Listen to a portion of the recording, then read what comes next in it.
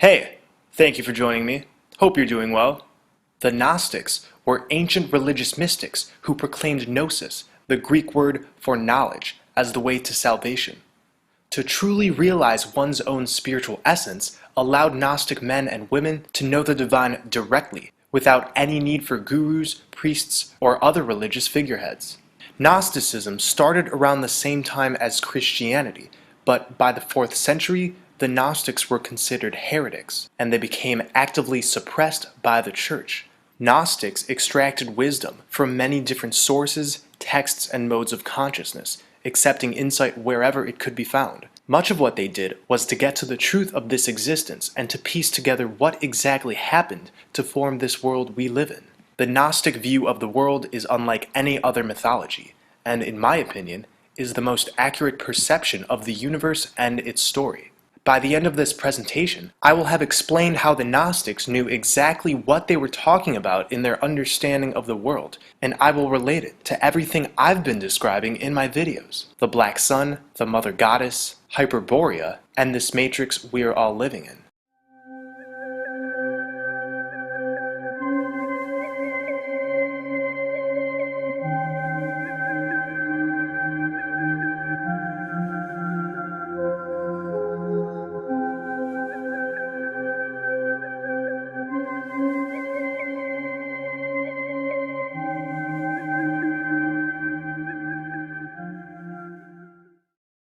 The Gnostics claimed that there was a supreme transcendent deity called the monad, or the One.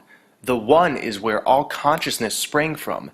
In New Age circles, we call this Source. Everything is a part of Source, meaning everything initially came from the One. This deity should not be confused with a god, since it is a greater concept than a god and cannot be personified as such. The One manifests itself in a heavenly realm of light called the Pleroma. The Pleroma is also called the emanations of the Father, the treasuries of light, and the immeasurable deep. These emanations coming from the One are called eons. Eons, like the One, aren't exactly beings. They're spiritual attributes and concepts of the One. These eons, this pleromic matter, is aspects of consciousness itself. They're often personified and given names, joined together as spiritual lovers in the fullness of the One. The pleroma is the totality of the 30 eons. The first 8 eons, called the Ogdode, gave way to another 10 eons called the Decade, which brought forth another 12 called the Dodecade. The last of the eons to be brought forth was Sophia. Of all the eons, the divine Sophia desired most intensely to know the origins of her own creation and the nature of the One. Seeking understanding, she let out an emanation of desire called Sophia Ekimoth that fell into a fit of confusion. For the rest of this video, we will simply call this emanation Sophia. Sophia descended into chaos and created a world of her own. She became entangled in matter, and from this entanglement, she produced what's called the Demiurge. Some say she formed this being to try and replicate the One. In monotheistic religions, God is not the One. He is the Demiurge, often referred to in Gnostic texts as Yaldabaoth. The Demiurge is described as ignorant, power-hungry, and foolish. He sees himself as the One, but he doesn't do this out of malice. Rather, Sophia shielded him. Being ashamed of her deed of separation and her new creation, Sophia wrapped the Demiurge in a cloud and created a throne for him within it. Because of this, the Demiurge did not see Sophia nor any other eon, and thus concluded that he was the One, the true source. Being enveloped in his own false heavenly realm, he was unable to know the source of his power. Yaldabaoth is the first ruler who took great power from his mother. Then he left her and moved away from the realms where he was born. He mated with the mindlessness that is in him, and produced his own authorities. These authorities are the archons. They are the servants of the Demiurge. The archons are like the eons, the emanations coming from the One, but instead of being divine, they are lower astral beings, emanations coming from the Demiurge. They are not directly from the One, and therefore are a sort of inorganic, artificial intelligence. Our contest is not against flesh and blood, rather the authorities of the demiurge and the spirits of wickedness. Their chief is blind. Because of his power and his ignorance and his arrogance, he said with his power, "It is I who am God. There is none apart from me." His thoughts became blind, and having expelled his power, that is, the blasphemy he had spoken, he pursued it down to chaos and the abyss, his mother, at the instigation of Pistis Sophia. And she established each of his offspring in conformity with its power after the pattern of the realms that are above. This text shows that Sophia wanted to replicate the upper eons, just like wanting to replicate the One with the demiurge, but ended up with the archons. Archon in Greek means rulers, and this is because these entities aim to rule over the thought forms and thus the actions of humanity. They manipulate us in the form of negative thoughts and motivations. Many Gnostics believe the demiurge created the earth as we know it, but this is kind of inaccurate. Matter is an expression of Sophia, and when the demiurge sprang forth, he took this matter, forming earth. But earth isn't a creation of the demiurge, it's the manipulation of Sophia's creative essence. Gaia, the Greek earth goddess, who we know in the West as Mother Earth, is an expression of Sophia that began when she fell to the material.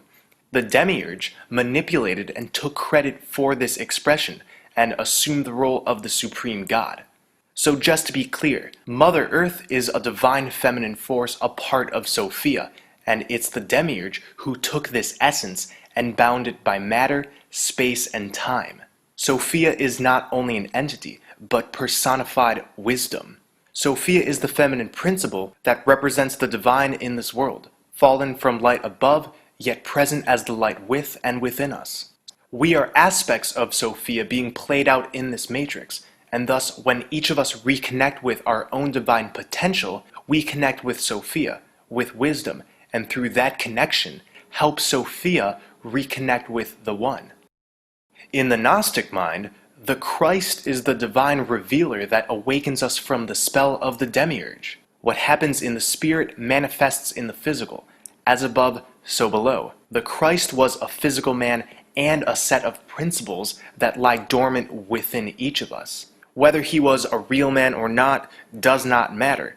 Those who embrace the principles of Christ become filled with the seed of the One, the true source. Throughout Gnostic texts, Jesus makes this point. I came to reveal light, so that you can find that light within yourselves. For when you have found it, you will enter into it, and you will know that your source is within you.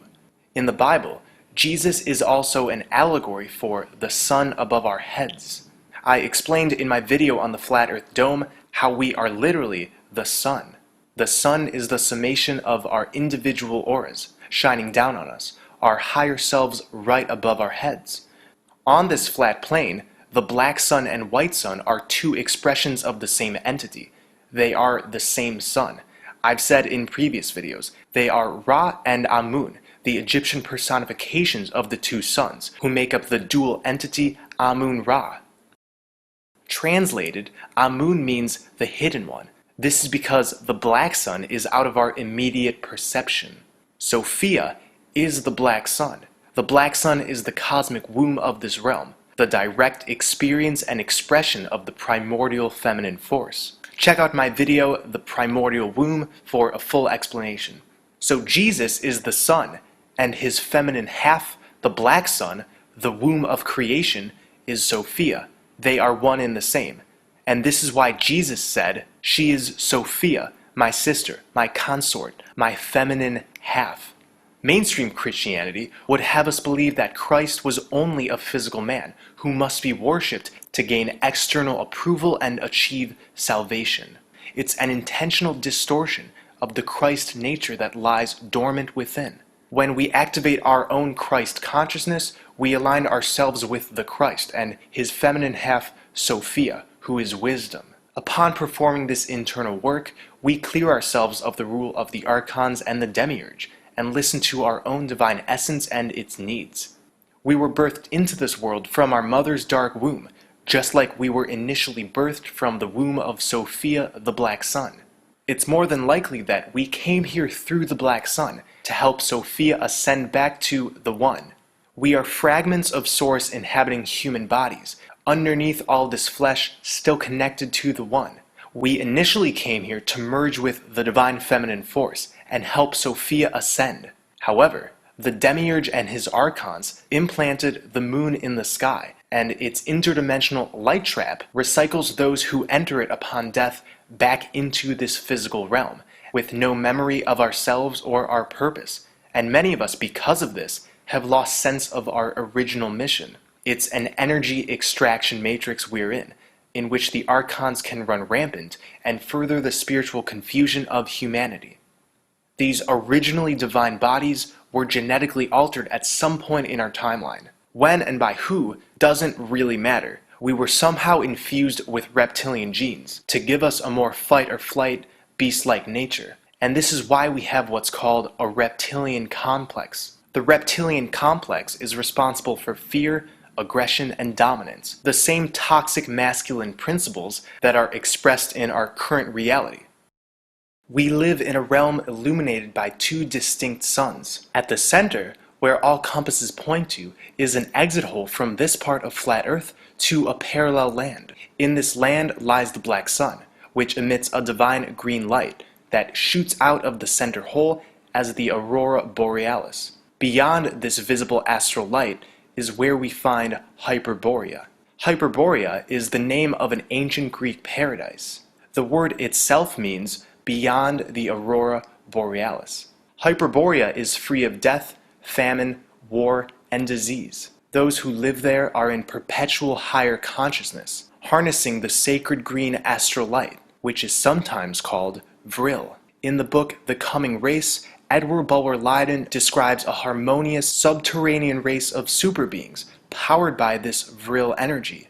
The Vrilia unite in a conviction of a future state, more felicitous and more perfect than the present. They have no systems of rewards and punishments among themselves. They believe that it is one of the properties of the all-permeating agency of Vril to transmit to the wellspring of life and intelligence every thought that a living creature can conceive. The intellectual conditions and social systems of this subterranean race comprise and harmonize great. To fully describe Hyperborea, also called Agartha, would be to describe a land beyond the limits of ordinary subjective experience. This realm is not restricted by the circles of reincarnation that the Demiurge's false light has plagued this place with. Earth as we know it is ruled by the Demiurge and the Archons, but Hyperborea is not under their domain. The author Miguel Serrano echoes this. Hyperborea means beyond Boreas. Boreas is a god, son of the Titan Astrio and the goddess Aurora, which is to say he is Hyperboreas, something beyond that god. Boreas is also a wind, the boreal or north wind. The Demiurge is in fact a respiration, a pneuma, a pleroma. Hyperborea means beyond the Demiurge. Some interpretations of the Pelasgians' creation myth involve the god Ophion as a serpent created by a supreme goddess called Eurynome. In the beginning, Eurynome, the goddess of all things, rose naked from chaos, but found nothing substantial for her feet to rest upon. She danced towards the south, and the wind set in motion behind her seemed something new and a part with which to begin a work of creation. Wheeling about, she caught hold of this north wind, rubbed it between her hands, and behold, the great serpent Ophion. Eurynome danced to warm herself, wildly and more wildly, until Ophion, grown lustful, coiled about those divine limbs and was moved to couple with her. Next, she assumed the form of a dove, brooding on the waves, and in due process of time laid the universal egg. At her bidding, Ophion coiled 7 times about this egg, until it hatched and split in 2. Out tumbled all things that exist, her children. Eurynome and Ophion made their home upon Mount Olympus, where he vexed her by claiming to be the author of the universe. As you can see, this creation story has striking similarities to the Gnostic tale of Sophia and the Demiurge. In this story, Ophion is synonymous with Boreas, leading us to the same conclusion that Hyperborea, the land of paradise beyond the aurora borealis, also means beyond Ophion, beyond the demiurge. So in this myth, Eurynomy sprang from the void of chaos. The common Greek creation story claims, in the beginning there was only chaos, then out of the void appeared Erebus, the unknowable place where death dwells and night. Then love was born, bringing along the beginning of order. From love emerged light, followed by Gaia, the earth. You probably already know what I'm getting at. The divine feminine force and ultimately our earth spirit, Gaia, sprang from the womb, from Sophia, the black sun. Like I said earlier, the Hebrew, Christian, and Muslim God is really the demiurge. The original Sabbath, the day to praise the monotheistic God, was on Saturday. The 7 days of the week are named by different heavenly bodies, personified by individual deities. Saturday is named after the Roman god Saturn. This is no coincidence. Saturn is the demiurge. The Grim Reaper, the personification of death, was originally the Roman god Saturn, who is often shown holding a scythe, just like the Reaper. The Greek equivalent of Saturn is Cronus, god of time, and this is why older depictions of the Grim Reaper show a clock. The Grim Reaper is Cronus, the god of time, who is Saturn. And Saturn, as we just explored, is the demiurge. The reason the Grim Reaper is Death himself is because he is Father Time. Time is a construct imposed on this physical realm by the demiurge. We are hyperbound to the enslavement and construct of time, and thus we are bound to physical death. Ptolemy the Gnostic created the first Ptolemaic view of the universe. In this model, it shows Earth at the center, encased by different realms named by our planets. This model was initially made as a representation of the relationships existing between the various divine elements of the realms. These realms are on top of one another, all produced by the black sun. But this Gnostic model was taken and eventually transformed into the idea of space, as modern science tells us, that these realms are literal circular planets within what is a physical solar system. It shows Saturn at the top, underneath the dark void. Saturn is where we get the word Satan from. They're the same words, one early Latin and the other late Latin. So the demiurge is Satan, and Satan, Saturn, is in a realm that sits above all the expressions of Sophia. He is enveloped in his own realm on top, and therefore believes he is the one. In previous videos, I've said that Saturn is the holographic projector of this reality. I still stand by this, and in the Gnostic view, it holds up. The demiurge took matter, the expression of Sophia, and formed it into the world. And because this world is essentially not real, a complex hologram, you could say the demiurge is both an entity and a sort of computer that projects the codes which organize themselves as what we know as physical reality. Lucifer is often seen as a masculine evil deity who is synonymous with Satan, but I'm about to show that Lucifer is Sophia, the black sun.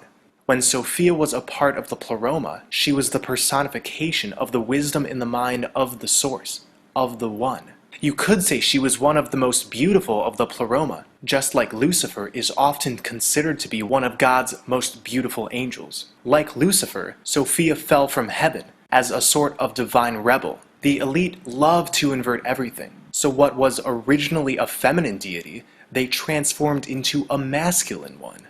They changed Sophia into Lucifer, made her a him, defiling her feminine generative abilities, turning it into a story that coincides with evil. Therefore, when some worship Lucifer, they're worshipping the inversion of Sophia, and not the actual goddess herself. Lucifer is not Satan. Satan, as I explained, is the demiurge. Lucifer is the black sun. The Emerald of Lucifer, associated with stories of the Holy Grail, is said to be a fragment of the crown that was cast along with Lucifer upon falling from heaven. This emerald stone represents the divine emanation, the emerald light, that comes from the black sun. Lucifer is often referred to as the Lightbringer, and it is the black sun, Sophia, the cosmic womb, who brings forth all light into this realm. Hyperborea is not a long-lost place. It still exists through the center vortex at the true North Pole. It's beyond the control of the demiurge, a true paradise. Me and thousands of others are engaging in a practice called blood over intent. This place we're living in is an interactive realm that goes up and down depending on where the majority give their intentions, thoughts, actions, and beliefs. Blood magic speeds up our intentions, and we are bringing forth heaven on earth. For those of you who do recognize the power of blood over intent, write down, "I intend to bring forth heaven on earth." Prick your finger. You can do it painlessly with a lancing device. Put a few drops over your written intent, and then upload it to the internet, which is directly connected to the etheric plane. Everyone who is spilling their blood over these divine intents are releasing the spell of the demiurge. And when we get enough people who have spilled their blood, we will have caused the fabric of this matrix to open up by way of this alchemy. And eventually, me and my blood brethren will take a journey to the center and enter Hyperborea by navigation of our compasses. The gathering period is now. Blood over intent is our way into paradise. Death is not an option for us. Those who do not come with us will surely die a physical death, as is the prescription of the Grim Reaper, the demiurge who has superimposed time. Time does not exist in the same capacity in the lands beyond the vortex. If you want to live and come with us past the flaming sword, I recommend you not only use your divine intent throughout your life, but align it with your blood. This will be your key into paradise. We can do it, guys. We can exit this place and into the realm powered by Sophia, the black sun. Thank you for watching. I hope you're all staying well and centered. I love you all.